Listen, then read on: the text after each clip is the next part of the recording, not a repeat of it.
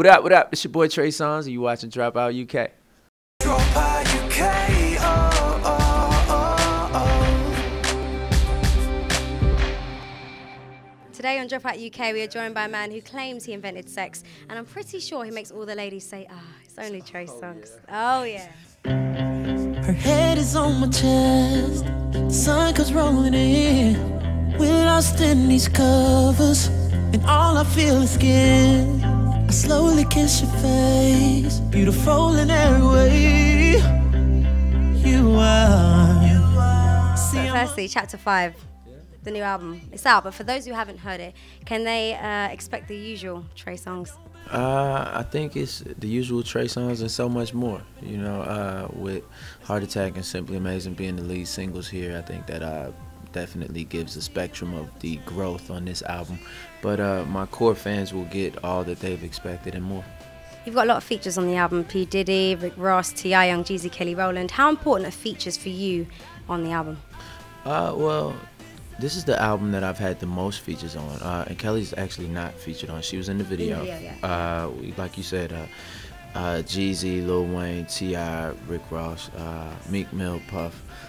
This is the album I've used the most features ever, and it's only for like 4 up-tempo records that I just felt had key connections to the artist, and you know, I wanted just a little hip-hop energy on this album. I kind of combined my best pieces of every album, and this is the album I wanted to go into that hip-hop element, and I wanted to do it with quick, hard hits with like 2 features on this song or 2 features on that song, and just compiling them to be the best. What was your most memorable, probably favorite studio session that you had with them all?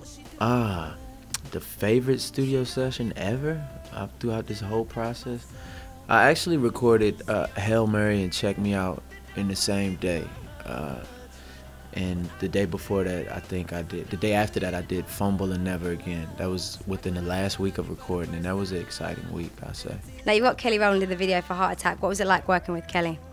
Kelly's a special individual. She's very much a blessing, you know what I mean? Like, her spirit is so kindred, and you know, she's very much the consummate professional, and we had a great chemistry, which is why I called her for the video. Like, come on, baby, let's do this. I don't really want to use like just a video or a girl or a model. You know, I wanted somebody that would make the connection come off real, and she did that. How did you focus? Because Kelly and them legs, it's like, ooh. Right. Nah, it wasn't a lot of focus going on. I was focused on the legs and the face and so much. She's beautiful. She did a great job too. Extremely beautiful. Now, you've been doing this for 7 years. How do you keep the fans wanting more? Just by loving it. You know what I mean? I think if you don't love it and stay true to who you are and true to yourself, I think that can be seen. I think while we as artists have to learn how to evolve and branch out and grow with our audience, we also have to learn how to keep them stimulated with what it is they love, you know what I mean?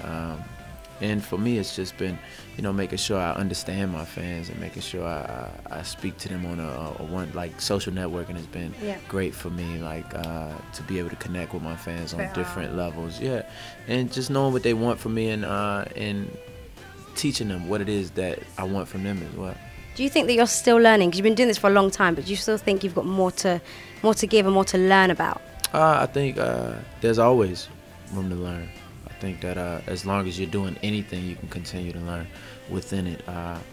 And it's a blessing to have been doing it for so long and still be on the rise. You know what I mean? I think it's for so many artists, this day doesn't come. You know, like you said, 7 years, and you know, this is my first #1 album, my first top 10 here in the UK, and there's so many more steps for me to go, and so much more prosperity in the future for me. I think it's just, I'm blessed, man. Your album is very, very heavily R&B based and influenced. I know you spoke about this loads of times, but how do you feel when people, like comments that Neo made and other people that make about you not being very R&B? How do you take to that, considering you know what you do as an R&B artist? And that's all that really matters, is that I know what I do, and I encourage you know, my followers, my fans, everybody that supports me, to know that within themselves as well, that what people expect of you and what people perceive you to be is not really what matters in life. It's what you project of yourself and what you know that you give. And you know, giving any negativity light is, you know, cheating yourself. Yeah. Because there's so much positivity to talk about. What do you think about artists like Miguel who do what you do. They talk about women, love, sex, making love, and do it on your kind of level. Do you feel like, no, stay in your lane, that's my lane? Or are you welcoming to that? I feel like music is for everybody to do, you know. I think artists like Miguel, I love his song Adorn. I love the mixtape he had. I love his first album. I think more artists need to do real R&B, and I think if more people do it and do it well, it will be back at the level that it was at one point, where it's accepted and it breaks through mainstream more. You know, it just needs to be it needs to be taken on, and arms need to be wrapped around it with care and make sure that people really do what they're supposed to do with the brand. I was going to say, do you feel like it's fading out a little bit, R&B? I think when you have the superstars that were made off of R&B not doing R&B, you know, it kind of leaves the fans wondering like where to go or who to look to. And I don't think it's a genre that will die, because I think so many people love it that even if they have to go, you know, here, you know, music is appreciated and loved for years and years and years. Like Keith Sweat could come out here and still go on tour, Jagged Edge, or, you know, so many artists that make quality music will be forever lasting here. And I think that's one thing I love about coming over here frequently myself. But I think we in a good place. Chapter 5 is out right now if you need something. Finally, what's next? There's the 5th album. What's next musically and outside of music for you? Well, musically, I'm constantly working. I probably got 30 to 50 new songs that nobody's ever heard in the process of like making this album. Mixtapes are always something that I'm gonna be into. I got a movie coming out, Texas Chainsaw Massacre. Are you in that? In January.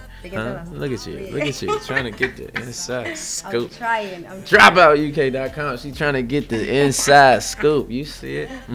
Thank you for talking to Dropout UK. Thank you.